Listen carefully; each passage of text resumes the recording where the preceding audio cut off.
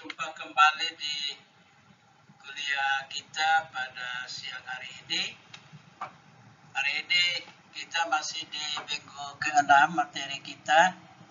Sebagian materi Bapak sudah kirimkan di Google Classroom, juga di grup WA dan juga di e-akademik Buka AW. Jadi tolong nanti diperiksa di sana bahan-bahan dan dipelajari. Sekarang Bapak akan terangkan tentang 3 posisi dari etika menurut K. Bertens. Jadi 3 posisi dari etika ini menurut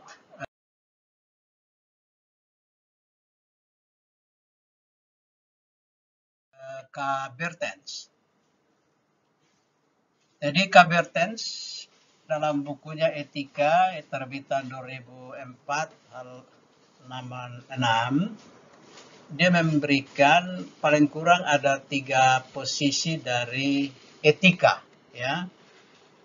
Jadi pertama itu, posisi yang pertama, etika sebagai sistem nilai, ya. Etika sebagai sistem nilai. Nah, etika sebagai sistem nilai ini menunjuk kepada nilai-nilai dan norma-norma yang menjadi pegangan bagi seseorang atau suatu kelompok dalam mengatur tingkah laku mereka. Jadi di sini jelas bahwa etika sebagai sistem nilai ini ada pada individu dan juga kelompok. Misalnya kalau kita lihat sistem nilai masyarakat lokal di daerah tertentu, tentu berbeda satu dengan yang lain. Misalnya, kalau konteks NTT kita bicara sistem nilai, di masyarakat Rote tentu berbeda dengan masyarakat Alor. Atau berbeda pula juga dengan masyarakat Sabu. Atau berbeda juga dengan masyarakat Sumba. Ya, jadi sistem nilai ini yang mengatur norma, nilai-nilai yang harus diatur. Atau juga misalnya sistem nilai yang ada dalam masyarakat Boti, ya, yang menjadi ciri khas. Jadi misalnya di Boti itu hampir jarang orang temukan pencurian, ya, pencurian. Dan pernah satu kali ada cerita lucu, ada para penginjil yang mau pergi kabarkan Injil di situ dan bilang, mari kalian bertobat dan ikut agama kami. Terus pemimpin masyarakat adat di Boti itu bilang, Pak, biar saja kami tetap di agama kami, karena coba Pak periksa di penjara itu siapa yang ada di sana. Kalau memang ada masyarakat kami, ya kami ikut. Tapi kalau kebanyakan masyarakat dari Bapak dan Ibu punya, ya kami tetap pada agama kami. Itu cerita rumor, ya, rumor. Berarti mau bilang bahwa masyarakat Boti ini punya kekhasan di mana jarang orang mencuri di situ, karena memang ada satu nilai yang mengatur begini. Kalau ada satu anggota masyarakat mencuri di Boti, maka semua anggota masyarakat yang ada tuh pergi memberikan kepada dia sesuatu. Seumpama begini, kalau dia mencuri ayam, maka tiap-tiap keluarga dalam masyarakat Boti akan kasih dia 1 ekor ayam. Maka dia jadi malu. Dia jadi malu karena ini jadi beban. Jadi lebih baik dia tidak usah mencuri, karena seluruh masyarakat akan tahu dan menghukum dia dengan memberikan dia ayam. Ya, sebagai bentuk sebetulnya itu penghinaan juga sebetulnya. Jadi memberikan kepada dia. Nah, jadi ini sistem-sistem nilai yang ada dalam setiap masyarakat atau juga setiap individu, setiap kelompok yang mengatur. Jadi ini menurut Bertens itu, ya. Jadi etika sebagai sistem nilai menunjuk kepada nilai-nilai dan norma-norma yang menjadi pegangan bagi seseorang atau suatu kelompok dalam mengatur tingkah lakunya. Nah, kita masuk pada posisi yang kedua, yaitu etika sebagai kode etik, ya.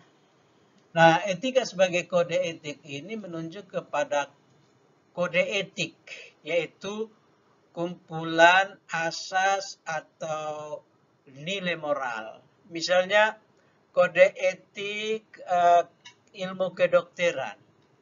Jadi dokter-dokter itu dalam mengerjakan profesi mereka sebagai dokter itu harus punya kode etik, ya, supaya mereka menjalankan tugas secara profesional. Begitu juga kode etik dosen, supaya dosen bisa mengajar secara profesional.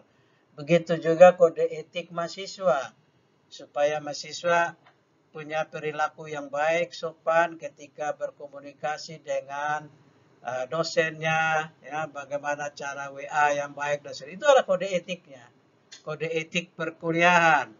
Misalnya berpakaian rapi dan sopan. Jangan sampai dia pergi ke ruang kuliah pakai pakaian pesta yang wow, ya. Atau malah dia pakai pakaian renang seperti dia mau berenang di swembak, ya. Nah, ini yang ada kode etiknya. Jadi misalnya kode etik pendeta, kode etik pemimpin, ya, kode etik para pemimpin. Ini yang mengatur menurut Bertens. Yang ketiga,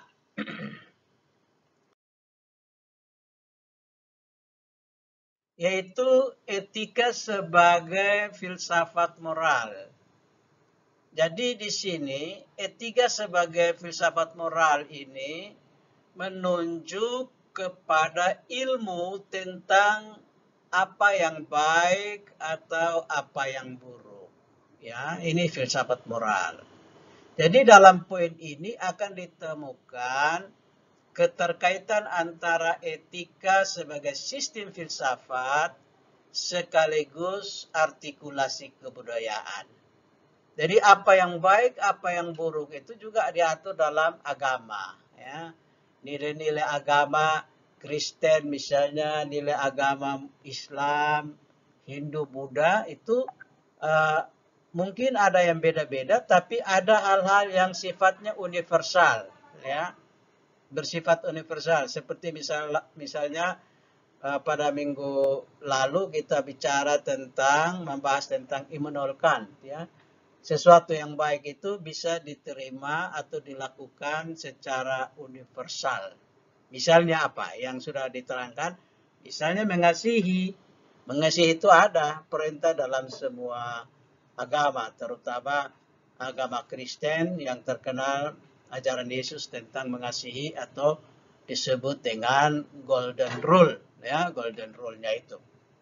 Jadi ini etika sebagai filsafat moral ini menunjuk kepada ilmu tentang apa yang baik atau apa yang buruk, ya.